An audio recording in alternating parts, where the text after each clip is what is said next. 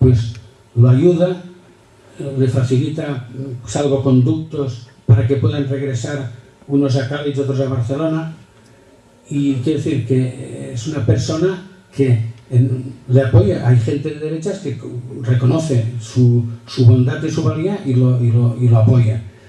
Él regresa a Cádiz en un viaje de 8 días en carro con el mulo, las gallinas, los conejos y todas las cosas que tenían allí, y al cabo de 8 días, viaje que está relatado pueblo por pueblo en el libro, al llegar a Cádiz, pues ya es detenido,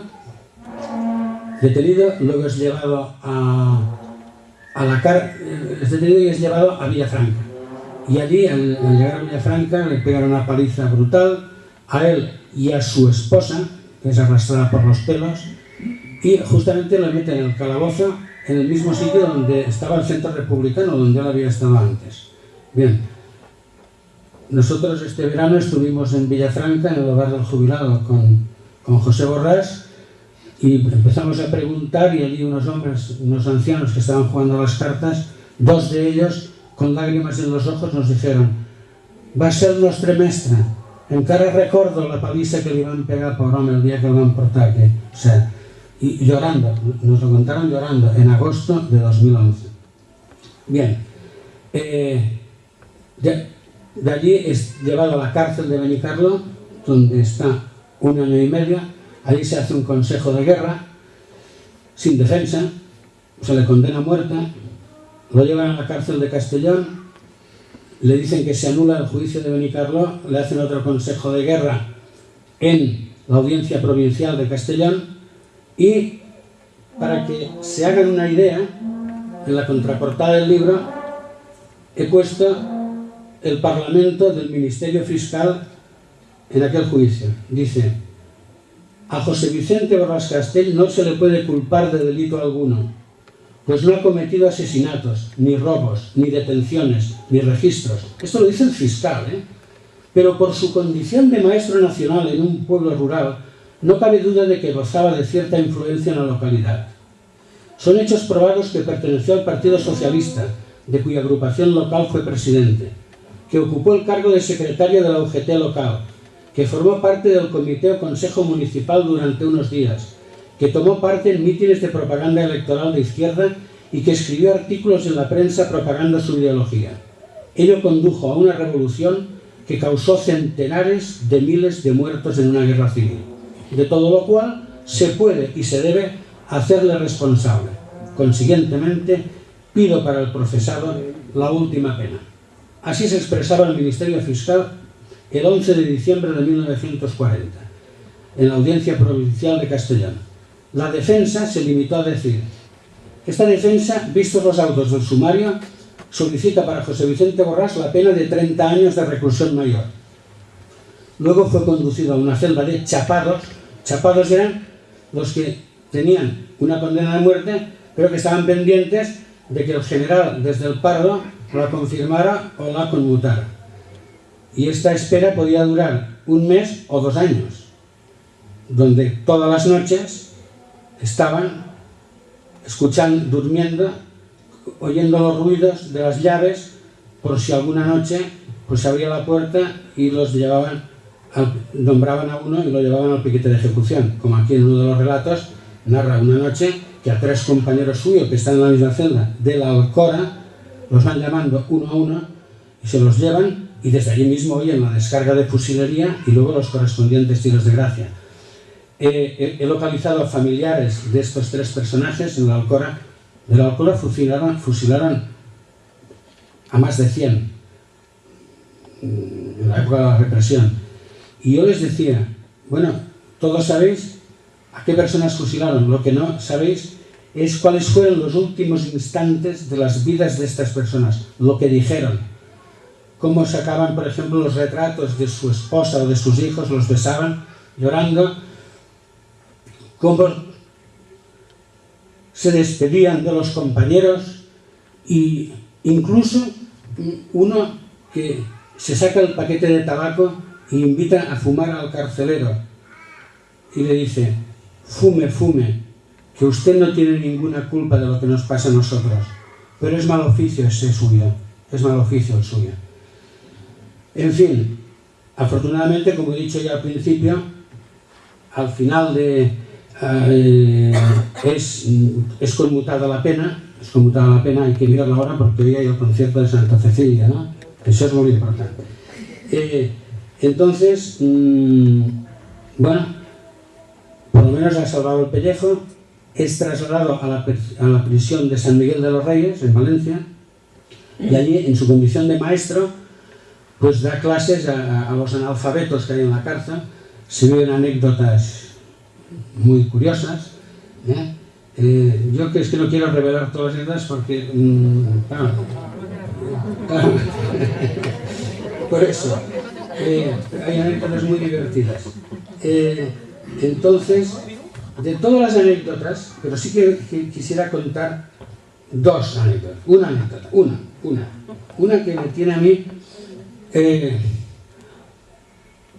Aquí hay la esposa de un guionista de cine, de Ricardo, que cuando le expliqué la historia dice: oye Ángel, solamente con esta anécdota ya se puede hacer un guión para una película fantástica.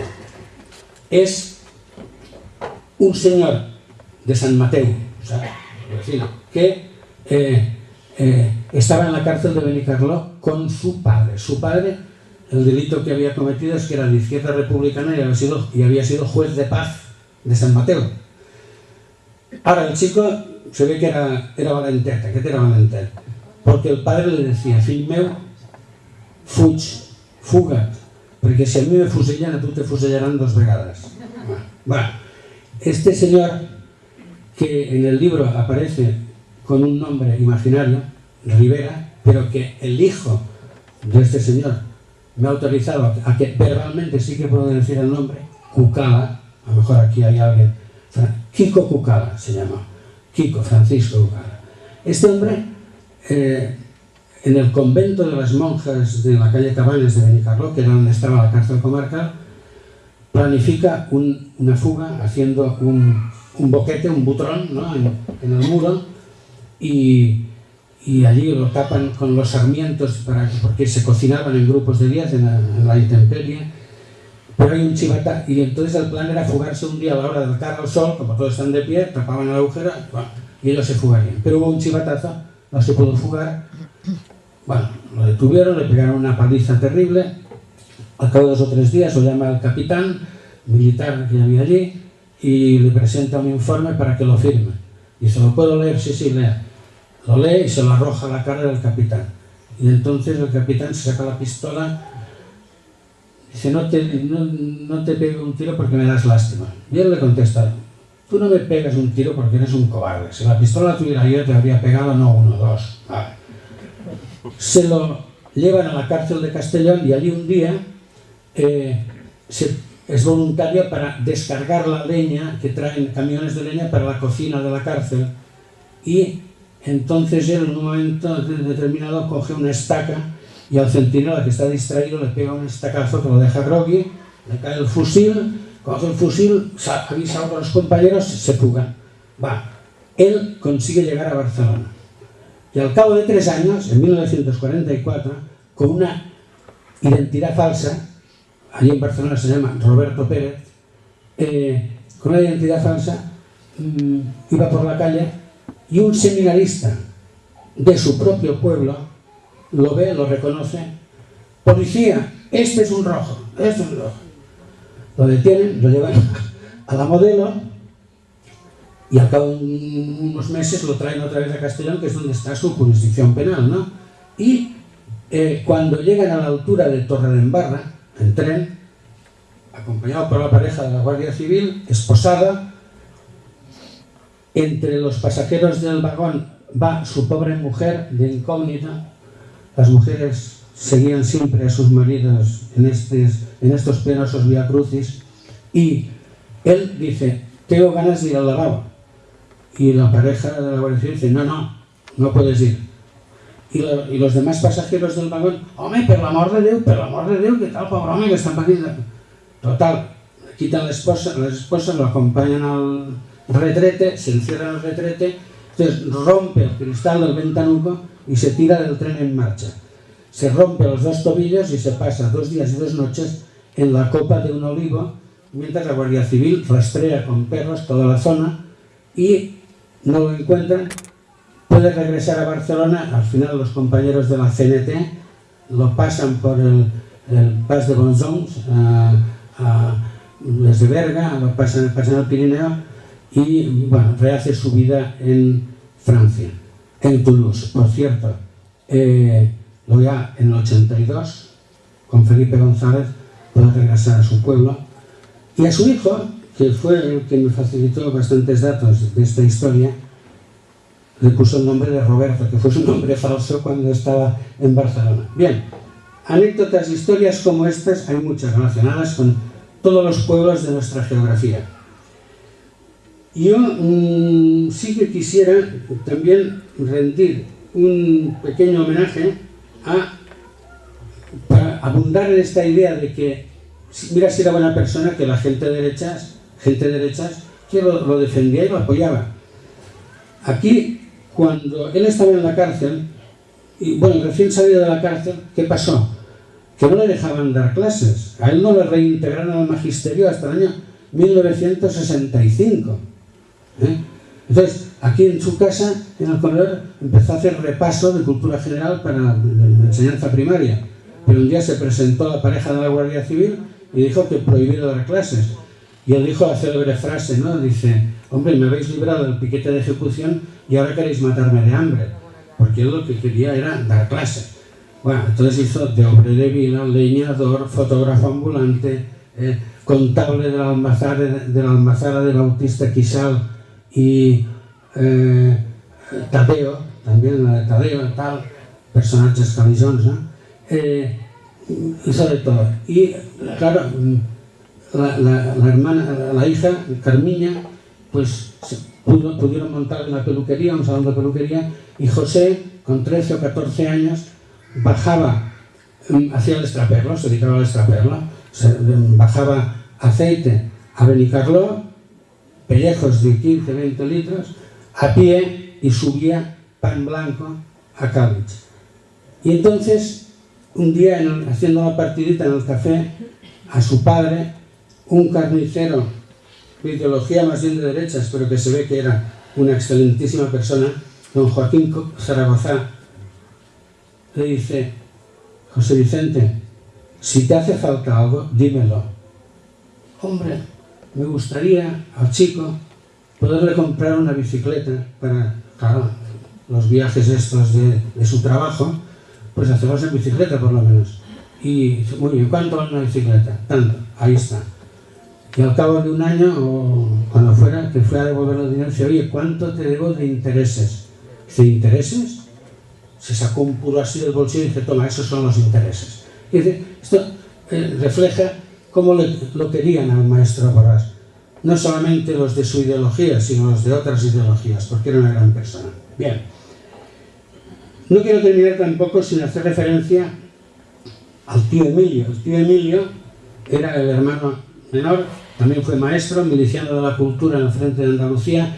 A él le hemos dedicado un anexo en el libro, porque este fue otro caligense universal. Cuando se van de Cox y vienen para Cádiz, se va consigue pasar a Francia. Pero como sabéis, los franceses en aquellos momentos no se portaron nada bien con los republicanos españoles.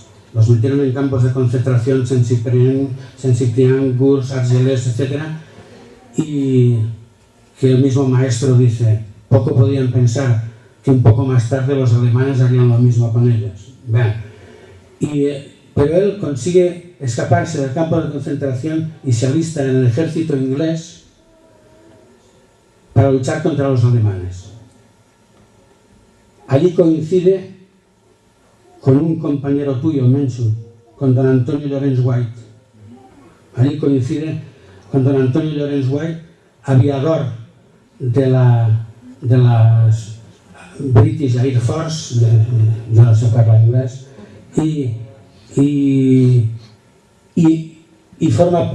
interviene en el desembarco de Normandía. Cuando se celebra el 50 aniversario del desembarco de Normandía, el País Semanal invita a don Emilio Borràs a revivir aquellos días, y ahí sale una foto aquí en el libro de esta historia. Aparte fue un gran pintor, un gran artista, premiado por los Estados Unidos, por Bélgica, etcétera, etcétera. El tío Emilio se casó con una viuda de guerra, María Montmans, ¿lo he dicho bien ahora? María Montmans, la cual tenía una hija, Liliane Amiet, de la que se enamoró José Borràs, y fueron los padres de estas 4 criaturas que hoy tenemos aquí. Yo quiero decir, alcaldesa, que Cádiz puede sentirse orgullosa de sus hijos, José Vicente y Emilio.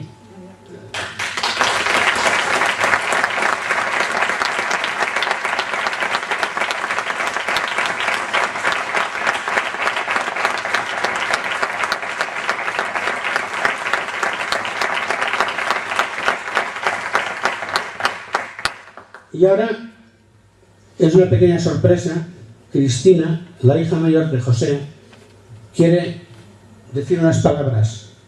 Buenas tardes a todos. Gracias por estar aquí con nosotros en ese día tan particular. Papá, muchas veces te he oído decir, cuando una puerta se cierra, siempre hay una ventana que se abre. Ahora, gracias a las memorias de nuestro abuelo Vicente, mis hermanos y yo entendemos mejor el origen de tu espíritu luchador. Recordamos a Yayo como una persona tranquila, discreta en sus sentimientos y manera de ser. Pero gracias a este libro hemos descubierto un ser auténtico, valiente y defensor de sus ideas. Gracias, Ángel, por este gran trabajo. Gracias, papá. Fuiste un buen hijo y eres un buen padre. Buenas noches.